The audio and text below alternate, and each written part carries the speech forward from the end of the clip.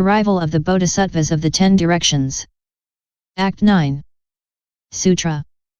Then in the east, beyond universes as numerous as the sands of the Ganges, and at the limit of these universes, there is a universe called Tapao, where there is a Buddha called Pao Tsai, who is now teaching the Prajnaparami thought to the Bodhisattva Mahasattvas.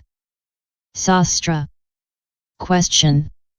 It has been said by the Buddha that the universes are innumerable and infinite. How can you speak of a universe situated at the limits of the universe? To talk in this way is to fall into the heretical theory of a finite world. If the universes were limited in number, the total number of beings would at length be exhausted. Actually, each one of the innumerable Buddhas saves an immense and incalculable number of beings and introduces them into nirvana without residue. If there were not always new beings, their number would finally be exhausted. Answer.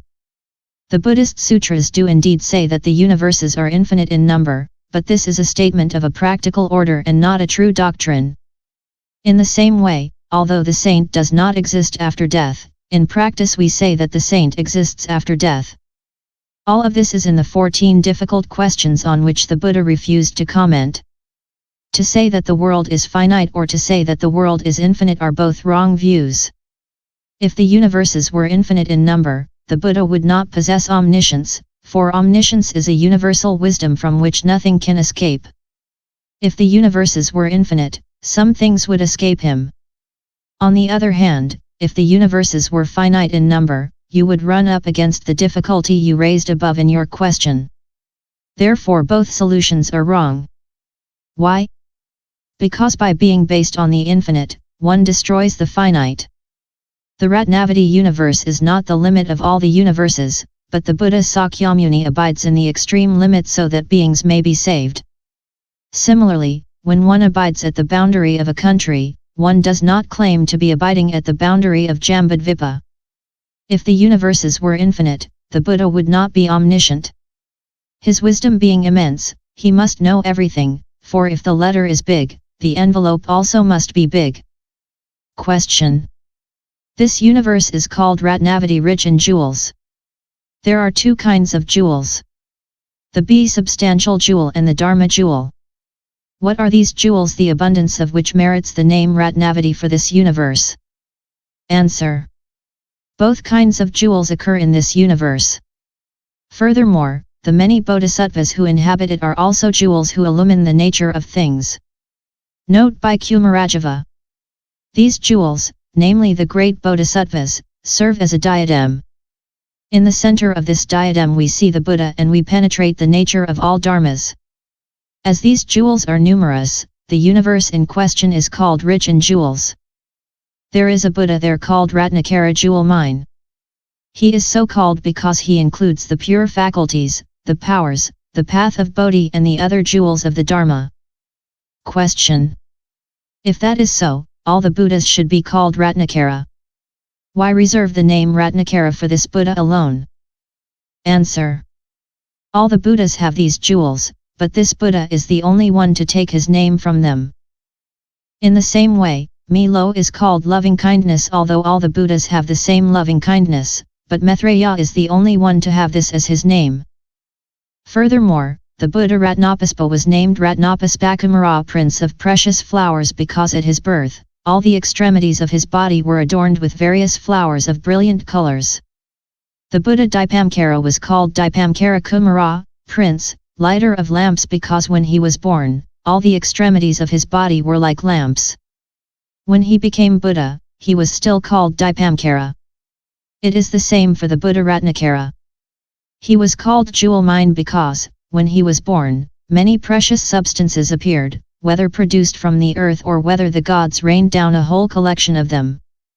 Objections to the plurality of Buddha. Objector.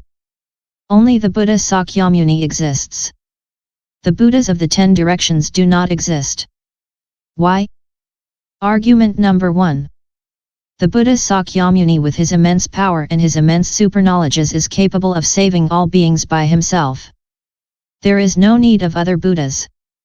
It is said that Ananda, absorbed with one-pointed mind, said to himself, "The Buddhas of the past, Ratnapuspa, Dipamkara, etc., were all born in marvelous times.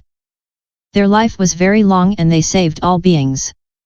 Then how could the present Buddha, born at a bad time and of short life, save all beings? These were the questions he asked himself. At dawn, the Buddha, who knew Ananda's thoughts, entered into the daybreak samadhi. Then he emitted rays from all the pores of his skin. Like the sun, he emitted rays the brilliance of which spread successively over Jambudvipa, the 4 continents, the Trisahasra Mahasahasra Lokadhatu, and finally over all the innumerable universes of the 10 directions. Then the Bhagavath sent forth from his navel a precious lotus described by the following stanzas. The stem is of green jade. The petals, 1,000 in number, are of yellow gold. The corolla is of diamond. The trimming is of coral. The stem is flexible, without the usual curves, its height is 10 armspans. See, having the color of green jade. It is planted in the Buddha's navel. Its leaves are broad and long. White in color, striped with marvelous colors. Infinitely precious ornament. The 1,000-petaled lotus. This marvelous lotus of such beautiful colors emerges from the Buddha's navel. On the 4 petals of its corolla precious seats shine with divine light. On each of these seats sits a Buddha.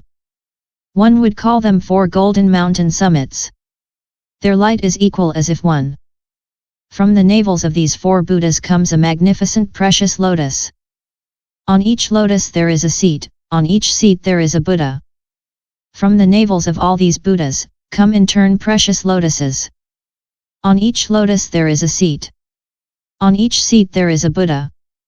These successive creations rise up to the Siddhavesa heaven.